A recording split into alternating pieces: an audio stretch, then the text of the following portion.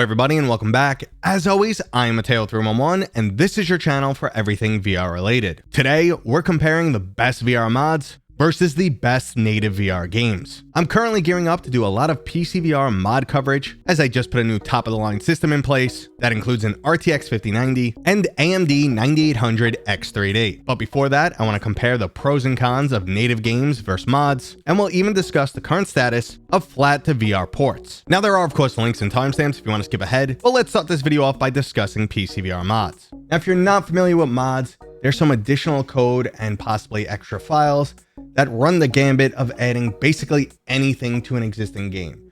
This could be additional content, fixes, new features, or even cheats.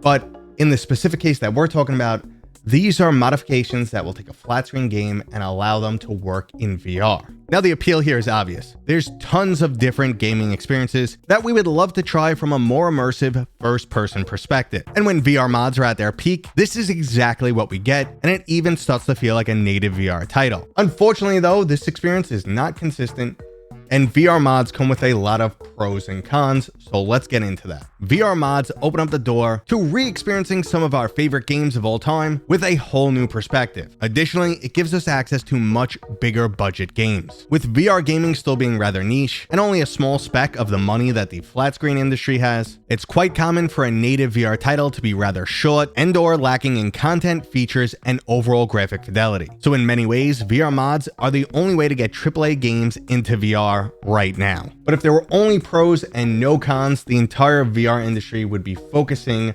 on mods right now, or at least ports. But there's obviously a downside, so let's get into that. For starters, since these games are not designed specifically for VR, the experience will vary significantly. It's quite common to hear that flat games in VR are janky. And for the layman's out there, that basically means it has a lot of rough edges. A perfect example would be Cyberpunk 2077. Experiencing this world in VR can be equally breathtaking and nausea-inducing. Night City becomes more stunning than ever. However, you run into a lot of different issues. For one, performance. Most computers cannot handle this, so the average person is going to get a very stuttery or choppy or just ugly looking experience because it's not made for VR. The extra amount of horsepower that's required to run the game, most people don't have. So performance is a consistent issue. However, another major issue is cutscenes. No one was thinking, hey, this is going to be a first-person VR experience, so we don't have to worry about where we move the camera. We don't have to worry about throwing the player around, smacking them on the floor. Well, in VR, when you do that to someone, yeah, it's gonna turn their stomach. So in many cases, you'll need a 1% PC and some of the strongest VR legs to make it through the entire experience. And once again, that experience varies drastically PC to PC because no one has the exact same hardware. There's also a major variance in just how well the controls translate into these new titles. Some mods do an amazing job of implementing VR motion controls, while others don't even try. And this leads into the whole subjective aspect of what are people actually looking for in their VR titles. And this is very similar to the PC versus console debate. PC gives you options. There's a lot more you can do. However, the experience will vary. You probably have to tweak. It's not as straightforward. The same goes for installing the actual mods. Some are a few clicks and they're perfect. Others are a lot more convoluted and you're gonna have to be changing in-game settings or adjusting a bunch of other things, maybe disabling an antivirus because it thinks the mod is something malicious. It runs the gambit all over the board. So again, PC gives you options, mods give you a ton of options, but it's not straightforward. Experience varies. You're probably gonna have to tweak. It's a little bit more of a headache. So if you want something straightforward, yeah, people tend not to lean towards mods. And the other side of that is some people don't feel it's a true VR experience unless you could reach out and touch everything and the world has physics, which is pretty rare to find in a modded title. So to quickly recap, we get bigger budget, more robust games, better graphics, but the experience varies greatly, can be hit or miss, and might be lacking some features that you consider crucial to a VR title. Now moving into native VR games, things become a lot more straightforward, especially when you're dealing with something like the Meta Quest. The hardware is the same, so everyone's going to get the same basic experience. There's not even a big difference between the Quest 3 and the 3S. You're overall going to get the same exact experience. with a little bit of variation. But there'll be no tweaking necessary, no extra installations. It works right out of the box. You know what you're getting, which also most likely includes all the basic VR features like motion tracked controllers, a standardized control scheme, a lack of cutscenes that requires you to have some of the strongest VR legs imaginable, and you shouldn't have to worry about the title actually working or not, or jumping through extra hoops like disabling your antivirus. So basically what you're getting from a native VR game, specifically on the Quest, is convenience and the inclusion of the basic features. That's what you're getting out of the box. You should at least expect that. But at the same time, you should also expect games with a much smaller budget, games that have a lot less content. The biggest games are very few and far between. The only one that really pops off the top of my mind is Asgard's Wrath 2. And again, this is a first-party game. So the first-party games from Meta are really like outliers. And those are some of the best that you can get in VR. Now, I do want to discuss some of these best titles and compare them to the best mods imaginable. And you'll see the disparity, and you'll see there's no right answer. It really comes down to what you prefer. Now, I am leaning away from mods lately only because I don't enjoy the headache of tweaking and, going through a lot of setup. We'll get to UEVR because that's basically what I'm referring to.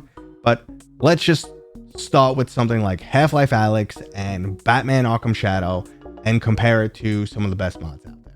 It is absolutely undeniable that these games are some of the best that VR has to offer. Half-Life Alyx, however, kind of sits in a weird league of its own, as it was specifically Valve trying to push some limits. So I will focus a bit more on Batman Arkham Shadow for this comparison. This game offers up about 8 to 10 hours of content with some of the best graphics we've ever seen on a Quest headset, but when you compare this to something like PC VR, it's just good. But in terms of controls and overall immersion, it's pretty much unbeatable. The overall experience is just as good as the classic Arkham flat screen titles, but now you actually feel like the Dark Knight beyond anything you've ever experienced before. You're gonna physically punch, block, counter, and gadget your way through a ton of different enemies, feeling like a complete badass the entire time. Now, it's cool to hold a gamepad and control a third-person Batman, but it's a million times better to actually feel like you're embodying Batman. But even with all of those pros, and this being a first-party title from Oculus Studios, you could still notice the fact that this is a lower budget title than your average flat-screen game. There's a decent amount of reused content, it's padded a little bit, you spend most of the title in only a few environments, and an 8-hour campaign is definitely on the shorter side. Now, when you put this up against the cyberpunk mod, you'll see some massive differences. There's a night and day difference in graphical level, if your PC can handle it. There's easily 10 times more content, and it's undoubtedly a much more robust title.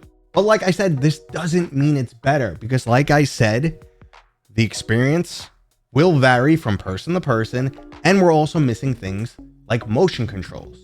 It would be awesome to actually run around that world punching people, grabbing them, choking them, physical-based combat, the stuff you get in VR that makes it so good, but it's not there. It's not there in just about any mod. I can't think of a mod that recaptures the combat of something like Blade and Sorcery. It just doesn't happen because the game wasn't built for that. Now, another aspect that's rarely discussed when comparing mods to native games is the fact that mods don't really help the overall industry. They're pretty much just a stopgap to give PC VR players a little bit more to do in VR. The Universal Mod Injector is a perfect example. If you're not familiar with it, it's an absolutely amazing application that gives you the opportunity to try out any Unreal Engine game in VR. But it's on the extreme end of everything I talked about for VR mod pros and cons. The experience varies even more. It's gonna be extra janky. Tweaking and extra modifications are absolutely necessary, but when it hits, it's fantastic, and when it misses, it could be one of the worst VR experiences you've ever had.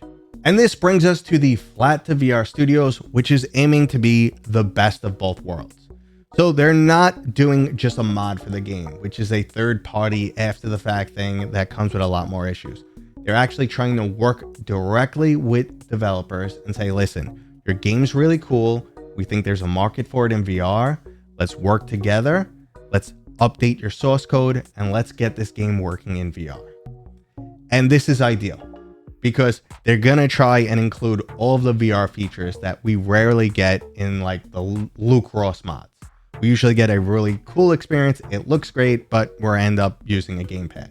So they want to introduce all of the features that make VR amazing, also get it running right, get it made specifically for different platforms like PlayStation VR 2, PC VR, and the Meta Quest, and eliminate all those hurdles that you're jumping through for mods. So give actual ported titles. And I'm actually really excited about this because it's ideal. There is money here, unlike the VR mod scene itself. You can't really make those mods for sale, even though some people do paywall them for early access. You can't really sell mods because they're attached to someone else's product. They're working for someone else's product. But these ports are viable. We've seen ported games do extremely well, like Resident Evil 4 and the Resident Evil 4 remake. They can translate fantastic. And this is what I want to see in the future. So I know a lot of people have been giving Flat2VR Studios crap because their first title was Trombone Champ. And it's like, why would you start with a stupid game? You guys got to take a step back and not look at it through your own eyes or your own preferences. Got to look at it from the overall industry. For starters, that game is beloved on Steam, overwhelmingly positive. Additionally, it's the type of game where introducing motion controls actually adds something real and unique to the experience. But even more important from an industry standpoint, Flat2VR Studios is brand new, so they need to prove themselves. So they start with a smaller title. They show developers, look how we pulled it off. This is a unique game. It's got unique controls. We pulled it off. It feels like it was made for VR. We could do the same for your game. So I think they're going to be banging out much bigger titles. I know they're working, or at least trying to work, with some much bigger studios with some really exciting games. And I hope we get there. And I hope you guys learned a little bit during this video. The comparison of what a mod is, what a port is, what a native game is, and how they all have their own different pros and cons.